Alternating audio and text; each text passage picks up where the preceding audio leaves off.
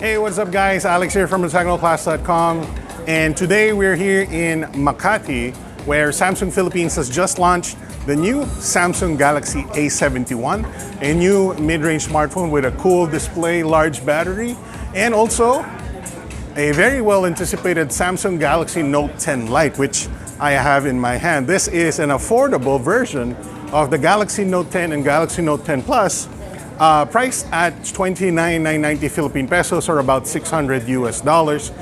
This is about the same as most Galaxy S10's 1080p Super AMOLED display.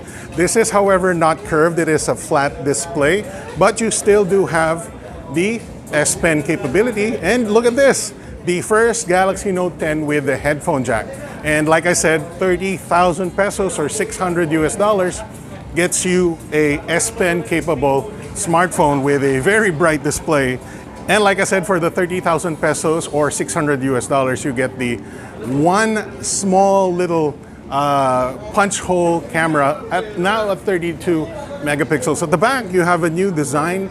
It's a triple camera setup, 12 megapixel wide with OIS, 12 megapixel ultra wide, and 12 megapixel telephoto. So you do get triple focal lengths as well. So a pretty full featured smartphone with a processor of Exynos 9810, which is maybe similar to the Galaxy Note 9, but for the price point, that is nothing to complain about. So we'll talk about this in just a bit. We'll do a hands-on, and we'll also do a hands-on of the Galaxy A71 in just a bit.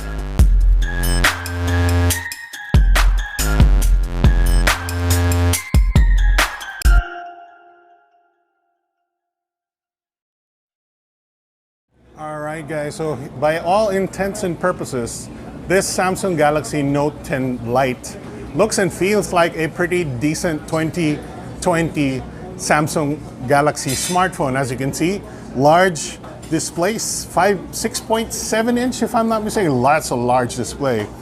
We have a punch hole camera here for selfies, 32 megapixels. There is a very small little speaker grill right there. You can see that the bezels are very thin, but this is not a curved display, so you can see it is very flat. Now on the bottom, you can see we have the S Pen, which means it is a Galaxy Note device. As you can see, it is Bluetooth enabled, but it does not have the gyroscope like the other Note 10 flagships. But it still writes and does what you need to do for the S Pen capabilities. I can't demo it right now because I haven't set it up.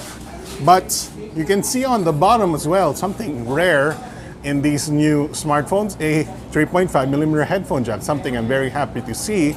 Charges via USB Type-C. Looking at the back here, it is kind of different because it doesn't have any, fancy reflective colors or anything. It is sort of your standard sort of cherry red here, which actually looks nice. Samsung logo right there. And on the back here, we have a new sort of camera little module, which is different from the previous ones with, sometimes vertical or horizontal. Now it's sort of like a rectangle orientation. We have three cameras here, 12 megapixel, 12 megapixel, 12 megapixel, wide, ultra wide, and telephoto. And the wide has optical image stabilization plus an LED flash. So you get up to 4K video, which is very nice.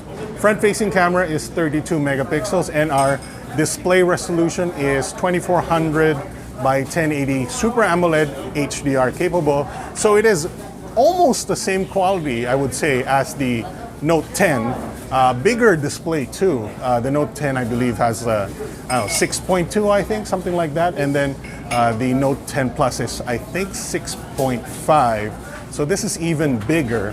That means they have fit in more stuff inside, including the battery, which is 4,500 milliamp hours. Now, it is the Lite version, so the processor is not as beefy. It's a an Exynos 9810, which I have mentioned is about the same as maybe the Galaxy Note 9, which is not bad because it's still a very powerful phone. And we have a larger display, a larger battery, and updated Samsung UI. This is Android 10 with One UI 2, which I really like because it's very bloatware free and very fast. All right, so taking a look at the camera interface of the Note 10 Lite, it is very familiar if you're used a Samsung Galaxy phone with One UI. You can see we have triple focal ranges here. The telephoto, this is the ultra wide, this is the standard angle, and then we have the telephoto. For the selfie photo, we have the regular angle and then the wider angle. Now this just uses the 32 megapixel camera there, so it's just cropping a little bit off the 32 megapixels.